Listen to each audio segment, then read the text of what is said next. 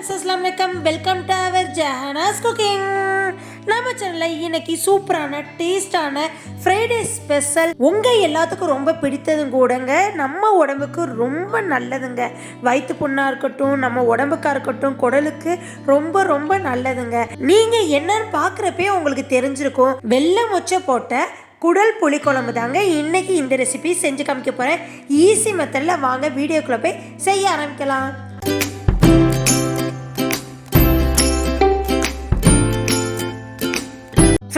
இப்போ மறுநாள் மதியானம் நீங்கள் செய்யணும்னா ஓவர் நைட் இந்த மொச்சை ஒரு 8 மணி நேரமாவது ஊறணுங்க.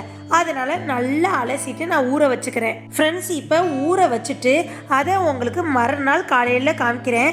ஃப்ரெண்ட்ஸ் பாருங்கள், நல்லா மொச்சை ஊறிடுச்சு. இந்தளவு ஊறி இருக்கணும்.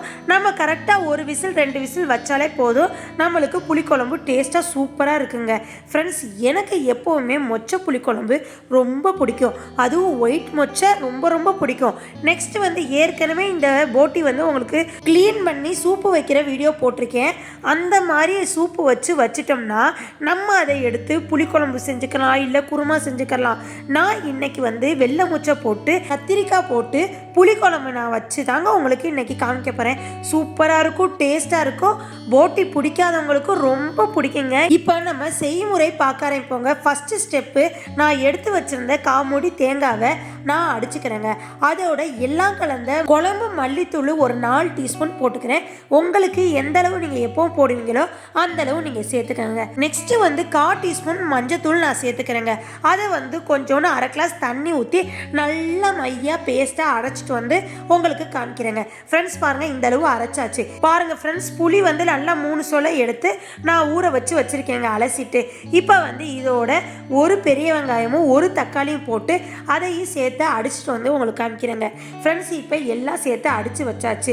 சின்ன வெங்காயம் குட்டி குட்டியாக நறுக்கி அதையும் தனியாக வச்சாச்சு. இப்போ நான் எல்லாம் சேர்த்து 1 விசில் வைக்க போகிறேங்க. அதனால் குக்கர் எடுத்துக்கிறேன். உங்களுக்கு குக்கர் வேணாட்டி சட்டியில் கூட நீங்கள் தாளிக்கலாம். ஃப்ரெண்ட்ஸ், இப்போ நம்ம கத்திரிக்காவும் நறுக்கி தனியாக வச்சாச்சு. இப்போ தாளிக்கிறதுக்கு எண்ணெய் குக்கரில் ஊற்றியாச்சுங்க. ஃப்ரெண்ட்ஸ், புளிக்குழம்புக்கு நீங்கள் எப்படி எண்ணெய் ஊற்றுவீங்களோ அந்த மாதிரி கொஞ்சம் நிறைய, அதுவும் நல்லெண்ணெய் இருந்தால் இன்னும் டேஸ்ட்டாக இருக்கும். உங்களுக்கு எந்த எண்ணெய் பிரியுமோ அந்த எண்ணெய் நீங்கள் ஊற்றிக்கங்க. நெக்ஸ்ட்டு நம்ம சீரகமும் வெந்தயமும் போட்டுக்கோங்க. அது நல்லா வெடிச்சதுக்கு அப்புறம் தான் நீங்கள் ஆனியன் போடணும். நல்லா மணக்க இருக்குங்க இந்த புளிக்குழம்பு. இப்படி செஞ்சு சாப்பிட்டு பார்த்தீங்கன்னா அடுத்தடுத்து நீங்கள் இப்படி தான் செஞ்சு சாப்பிட்டு பார்ப்பீங்க. அந்த அளவு டேஸ்ட்டாக இருக்கும். அது மாதிரி நீங்கள் எல்லாத்துக்கும் இதே பக்குவம் சொல்லுவீங்க. என்னோட வீடியோவை நீங்கள் ஸ்கிப் பண்ணாமல் பாருங்கள். என்னோட சேனல் சப்ஸ்கிரைப் பண்ணாதவங்க சப்ஸ்கிரைப் பண்ணிவிட்டு பாருங்கள் ஃப்ரெண்ட்ஸ். இப்போ நல்லா எண்ணெயில் வெந்தயமும் சீரகமும் வெடிச்சதுக்கப்புறம் நான் வெங்காயத்தை போட்டாச்சு. வெங்காயம் போட்டு நல்லா வதங்கினதுக்கப்புறம் வாசத்துக்கு கருவேப்பிலை உருவி போட்டாச்சுங்க. நெக்ஸ்ட்டு குழம்பு கூட்டுறதுக்கு ஊற வச்சுருந்தோம்ல பச்சை மொச்சையில் நம்ம நல்லா புளியை கரைச்சி அந்த பச்சை மொச்சைக்குள்ளே போட்டுருவோங்க. இதுக்கடையில் நீங்கள் கருக விடாமல் நீங்கள் வெங்காயத்தையும் பார்த்துக்கணும். அப்புறம் நம்ம மசாலா அடித்து வச்சுருந்தோம்ல தேங்காய், அப்புறம் தக்காளி, மசால் பொடி, வெங்காயம், அதையும் பச்சை மொச்சையோடு சேர்த்து போட்டுக்கிறோங்க. இப்போ வெங்காயம் மின்ற பதத்தில் வதங்கிருச்சு. இப்போ நம்ம நறுக்கி வச்சுருக்க கத்திரிக்காவை சேர்த்து போட்டுக்கிட்டு நல்லா ஒரு வதக்குனதுக்கப்புறம் அதோட நம்ம தக்காளியும் சேர்த்து போட்டுருவோங்க. ஃப்ரெண்ட்ஸ் பாருங்கள், இப்போ தக்காளி சேர்த்து போட்டாச்சு. நான் அடிக்கிறதுக்கு ஒரு தக்காளி சேர்த்துக்கிட்டு இப்போ போடுறதுக்கு ஒரு தக்காளி, மொத்தமே நான் 2 தக்காளி தான். நீங்கள் சின்ன தக்காளி இருந்தால் 3 தக்காளியோட சேர்த்துக்கலாம். அடிக்கிறதுக்கு ஒரு தக்காளியும் வதக்கிறதுக்கு 2 தக்காளியும். ஃப்ரெண்ட்ஸ், இப்போ நல்லா வதங்கினதுக்கப்புறம் தனி மிளகாய் தூளில் 1 டீஸ்பூன் நான் போட்டுக்கிறேங்க. போட்டு அதையும் சேர்த்து நல்லா கிளறிக்கிறேன். பாருங்கள் ஃப்ரெண்ட்ஸ், ஏற்கனவே நம்ம 4 டீஸ்பூன் நம்ம தேங்காவோட அரைக்கிறப்ப போட்ட எல்லாம் கலந்த மல்லித்தூள், அதோட நம்ம மிளகாத்தூளோட 1 டீஸ்பூன் எல்லாம் கலந்த மல்லித்தூள் 1 டீஸ்பூனும் மிளகாய்த்தூளும் போட்டுட்டு நம்ம அடித்து வச்ச மசாலாவையும் சேர்த்து நீங்கள் போட்டு வதக்குனீங்கன்னா செம்ம டேஸ்ட்டாக இருக்கும். இது பாருங்கள், எண்ணெய் பிரிஞ்சிருச்சு. இந்த ஸ்டேஜில் நம்ம போட்டி குடல், ஆட்டுக்குடல் வச்சுருந்தோம்ல வேக வச்சு, அதையும் சேர்த்து அதோட சேர்த்து போட்டுக்கோங்க. ஃப்ரெண்ட்ஸ் பாருங்கள், இப்போ எல்லாம் சேர்த்து ஒன்றா போட்டாச்சு. நம்ம ஏற்கனவே நம்ம அரைச்சி வச்சிருந்த மசாலாவை வெள்ளை மொச்சையில் நம்ம போட்டு சேர்த்து வச்சுருந்தோம்.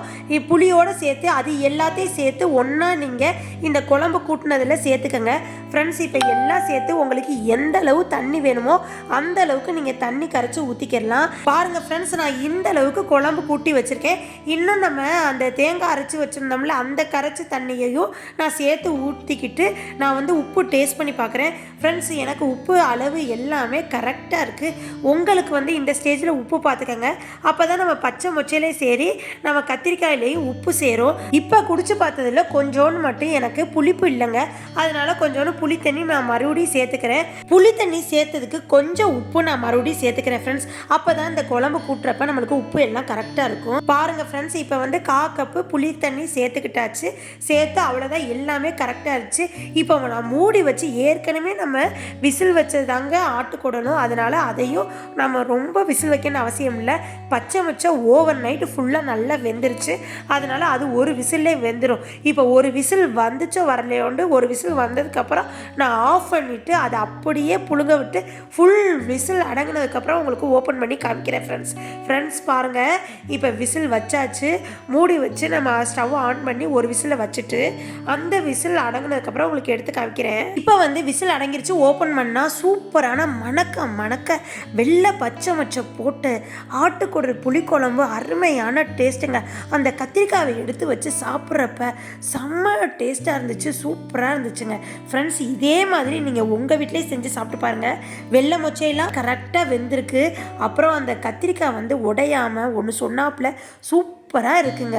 ஆட்டுக்குடல் வந்து நல்லா வந்து புளிப்பு காரம் இறங்கி அதுவும் சாப்பிட மெதுவாக சூப்பராக டேஸ்ட்டாக இருக்குங்க. இது மதியான லஞ்சுக்கு சுட சுட ஒயிட் ரைஸ் வச்சு வெள்ளை மொச்சை ஆட்டுக்குடல் புளிக்குழம்பு நீங்கள் செஞ்சு சாப்பிட்டு பார்த்துட்டு கமெண்ட் செக்ஷனில் சொல்லுங்கள் ஃப்ரெண்ட்ஸ்.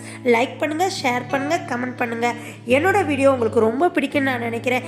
என்னோட வீடியோ ரொம்ப பிடிச்சிருந்துச்சுன்னா மறக்காமல் சப்ஸ்கிரைப் பண்ணிடுங்க ஃப்ரெண்ட்ஸ். பக்கத்தில் உள்ள பெல் ஐக்கானை கிளிக் பண்ணிங்கன்னா தான் நான் போடுற புது ரெசிபி உங்களை வந்து சேரும். இதே போல் நெக்ஸ்ட் ஒரு அருமையான ரெசிபியில் உங்களை வந்து சந்திக்கிற வரை எனக்காக வெயிட் பண்ணுங்கள். நெக்ஸ்ட் வீடியோவில் பார்ப்போம். தேங்க்யூ மக்களே. அஸ்ஸலாமு அலைக்கும். பாய்.